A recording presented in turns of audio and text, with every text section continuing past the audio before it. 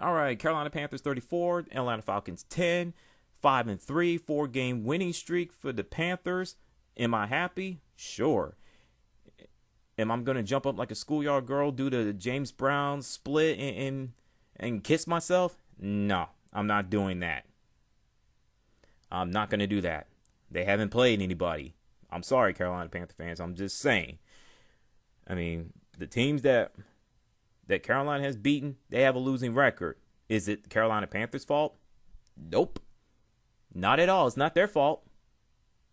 But they got to find a way to win a close game first and foremost. That's the thing they got to worry about.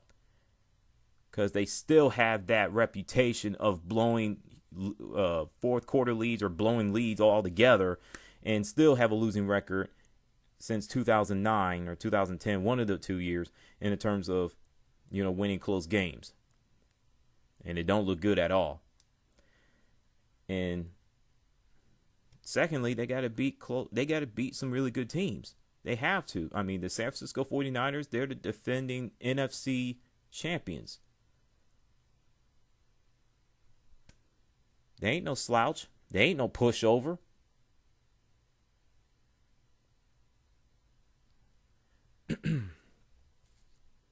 They're trying to win a Super Bowl as well. So, the reason the Panthers blew out the Atlanta Falcons and gone to 5-3, hey, the defense played really good. They picked off Matt Ryan 3 times. 1 out of 3 was a pick six. They sacked Matt Ryan once, and someone said, what was it? Somebody was on television said that they haven't got to the quarterback. They didn't put any pressure on him. Blah blah blah blah blah. Yeah, it irritated me, but you know what? Look what happened last year. Carolina Panthers I think they picked off Matt Ryan at least a couple times, and they sacked him 7 times. And we all know what happened last season between the Panthers and the Falcons. That miracle game when Atlanta Falcons won by luck.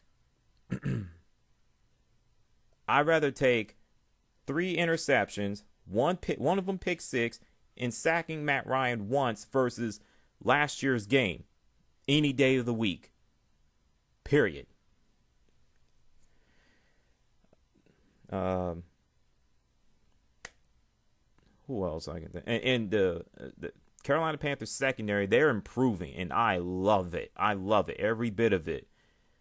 I mean, yeah, they still show some little weaknesses here and there, in the terms of covering people. But, man-to-man coverage and stuff like that. But ever since the starters got hurt and Panthers just signing dudes off the street, they've been playing lights out. They have. And I'm cool with that. And number 2, it's amazing. The Carolina Panthers can blow out the Atlanta Falcons, and they didn't play their best game. As a matter of fact, they played an average game. There were times they were good, and there were times they were just bad. Now, the bad part, of course, the wide receiver dropped some passes here and there. Typical Carolina Panthers offense. And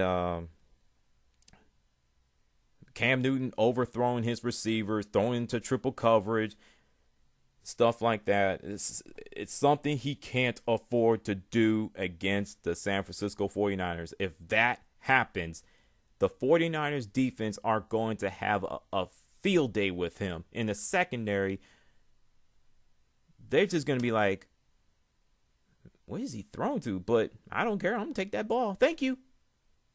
May I have another? So Cam's just going to have to make good decisions with the football. Take what the defense is giving him. So now, as for the preview between the 49ers and the Panthers, the Carolina leads the series 10-7. Last time these two teams met, 3 years ago, October 24th. Carolina won 23-20. That was the time that Alex Smith was playing, but he got hurt. David Carr. Yeah. Mike Singletary was the head coach at the time. I don't know who was the starting quarterback for Carolina Panthers. I think it was Matt Moore or Jimmy Clausen, one of the two. So for the Panthers, they just have to play extraordinary smart. They're gonna have to bring their A plus plus plus plus game. They can't make any mistakes against them. If they do, like I said, the San Francisco 49ers will beat them. They will beat them soundly.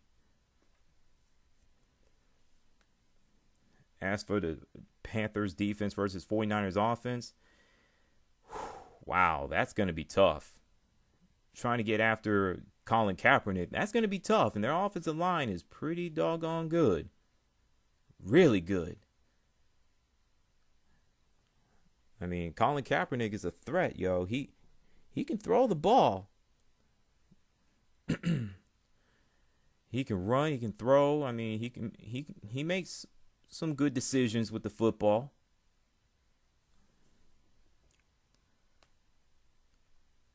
So, what do I think? I'm not going to make any little predictions saying, oh, Carolina's going to win by 10 or 20 points. I'm not going to say that the Panthers going to get blown out. I'm just going to watch the game. You Panther fans and 49er fans can have at it. That's all I'm going to say.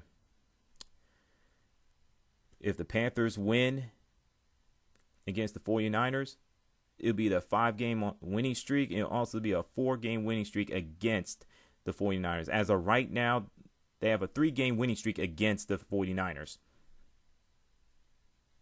because they beat them 3 straight times. So,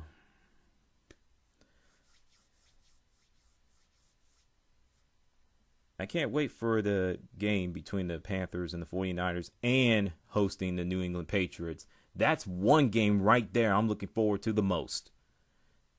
Now, the duds with the chocolate fudge, with the studs. The Chicago Bears winning last night on the road against their hated longtime rival, the Green Bay Packers. New England Patriots putting up 55 points on the Pittsburgh Steelers. Philadelphia Eagles, yes, I know it was against the Oakland Raiders. Go figure. But Nick Foles threw 7 TD passes with no interceptions. Damn. So, and the Cowboys, they won against Minnesota Vikings. Barely. And I'm not going to say the New York Jets because they remind me of the the San Diego Chargers. They're Jekyll and Hyde to the highest bidder. One game they look like they beat a team they have no business beating. Next game they come out like garbage and they lose to a team like the Steelers. I mean, you don't know what you're going to get from the New York Jets. But I did have them winning at least 4 or 5 games this year, and they proven me wrong right out of the gate. They proven me wrong. Duds, Pittsburgh Steelers. Wow. You allow 55 points and 610 total yards. Damn, Steelers fans. Your team stink this year. I had them winning that division, but wow. Speaking of the AFC North Division, what is happening to the Cincinnati Bengals? I mean, they beat teams that they know they're supposed to beat, and they go out and lay an egg like they did last Thursday in Miami against the Dolphins.